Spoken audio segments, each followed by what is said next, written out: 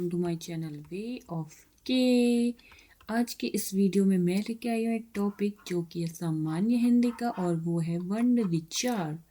जैसा कि आप लोगों को पता ही होगा कि यूकेपीएससी ने एक पोस्ट निकाली है टैक्स एंड रेवेन्यू इंस्पेक्टर की, जिसकी लास्ट डेट है 4 अगस्त।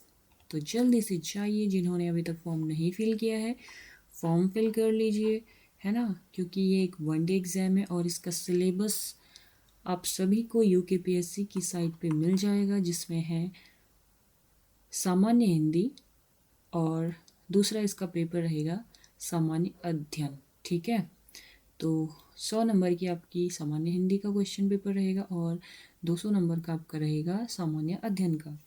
तो सामान्य हिंदी का जो फर्स्ट टॉपिक है वो है आपका वर्ण विचार, जिसके बारे में आज हम थोड़ा सा डिस्कस कर लेते हैं। तो वर्ण विचार, इसमें चर्चा के बिंदु, actually this is not a particular teaching class, because ये क्लास भी मैंने यूट्यूब से ही ली है फॉर माई सेल्फ। तो उसमें जो जो मैंने टॉपिक्स देखे, जो जो भी मैंने उस क्लास में देखा, उसी को यहाँ पे मैं रिवाइज कर रही हूँ। ओके, तो इसमें जो पॉइंट्स रहेंगे जिस पे हम चर्चा करने वाले हैं वो है ध्वनि से भाषा तक, मानक हिंदी वर्णमाला, स्वर, व्यंजन, अयोगवाह, अनुस्वार, अनुनासिक, मात्रा, विसर्ग, हल चिन्ह, अपग्रह, स्वरों के भेद एंड व्यंजनों के भेद। तो आइए इस टॉपिक में थोड़ा आगे बढ़ें। इससे पहले हम देख लेते हैं कि जो भी हम जानकारी इसमें देखने वाले हैं वो हमने कहाँ से ली है। तो ये है हिंदी व्याकरण, जो कि है पंडित कामता प्रसाद गुरु की। केंद्रीय हिंदी निदेशालय से प्रकाशित देवनागरी लिपि तथा हिंदी वर्तनी का मानकीकरण एक पुस्तिका है, उससे ली गई ये जानकारी। और हिंदी व्याकरण माला, जो कि है डॉक्टर KR महिया और डॉक्टर विमलेश शर्मा की। तो यहाँ से हमने ये जानकारियाँ प्राप्त की हैं जो कि हम आगे पढ़ने वाले हैं। तो थोड़ी कुछ इम्पोर्टेंट फैक्ट्स यहाँ पे हैं, इन्हें देख लेते हैं, जो कि जानना हमारे लिए अति आवश्यक है। ध्वनि, वर्ण, ध्वनि क्या है? सबसे छोटी इकाई है। ठीक है, ध्वनि से आगे जाकर बनता है वर्ण, वर्ण से मिलकर बनते हैं अक्षर, अक्षर से मिलकर बनते हैं शब्द, शब्दों से मिलकर बनता है पद, और पद से मिलकर बनता है वाक्य।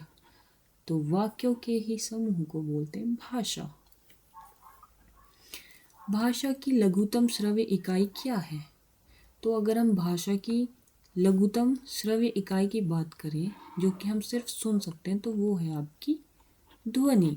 ठीक है, भाषा की लघुतम दृश्य इकाई, अब ध्वनि को हम देख तो नहीं सकते, इसलिए लघुतम दृश्य इकाई की अगर बात करते हैं, जिसे बोला जा सकता है, सुना जा सकता है और पढ़ा भी जा सकता है, तो वो हो गया आपका वर्ण, है ना।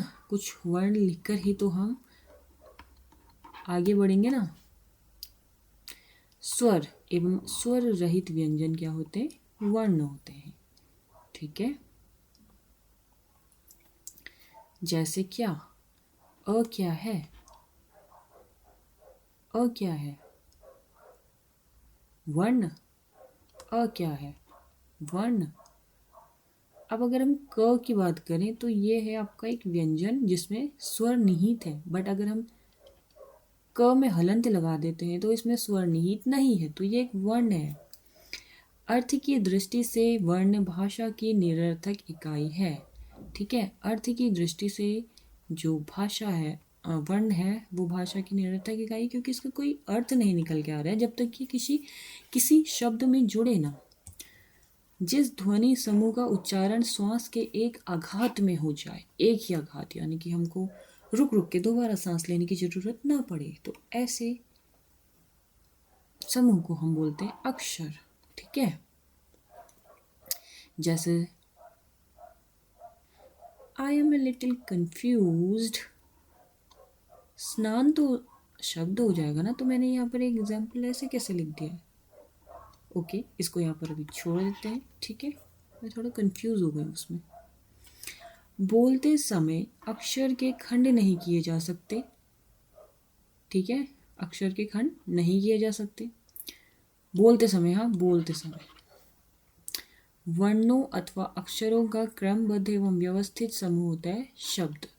भाषा की लघुतम, श्रव्य, दृश्य एवं लिखित और सार्थक इकाई होती है शब्द। ठीक है, जिसको हम देख सकते हैं, सुन सकते हैं, लिख सकते हैं और जिसका अर्थ निकलता है वो होता है शब्द। शब्द सार्थक होता है किंतु वाक्य में प्रयुक्त किए बिना उससे निश्चित अर्थ प्राप्त करना असंभव है। शब्द का सार्थक तो होता है, मतलब कि जैसे कि हम बोल दें, क्या बोल दें, आम। एग्जाम्पल भी मुझे उस वीडियो से याद है। ठीक है, आम, आम क्या है, एक शब्द है। आम हमें पता है ना, एक फल होता है आम, तो आम एक शब्द तो है, लेकिन इसका कुछ मतलब किसी से संबंध निकल के नहीं आ रहा जब तक कि हम इसको किसी शब्द वाक्य में प्रयोग ना कर दें। ठीक है, शब्द जब वाक्य में प्रयुक्त होकर अन्य शब्दों के साथ अपना संबंध स्थापित कर निश्चित अर्थ का बोधक बन जाता है, तब वह कहलाता है पद।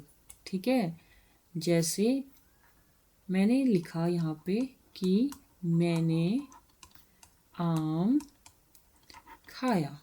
क्या खाया, आम खाया। पता चल रहा ना आम का क्या हो रहा है, यहाँ के आम को खा रहा है कौन, मैंने आम खाया, तो आम का शब्द निकल कर आ रहा है मैंने से। ठीक है, सॉरी, संबंध निकल कर आ रहा है मैंने से, तो यहाँ पर आम क्या हो गया, एक पद हो गया। सार्थक एवं क्रमबद्ध पद समूह जो निश्चित अर्थ का बोधक हो उसको बोलते हैं वाक्य। वाक्यों का सार्थक, क्रमबद्ध एवं पूर्वापर संबंध से युक्त समूह होता है भाषा, है ना। ठीक है, तो इसी के क्रम में हम आगे भी अपनी स्टडीज जारी रखेंगे, सो स्टे ट्यून्ड।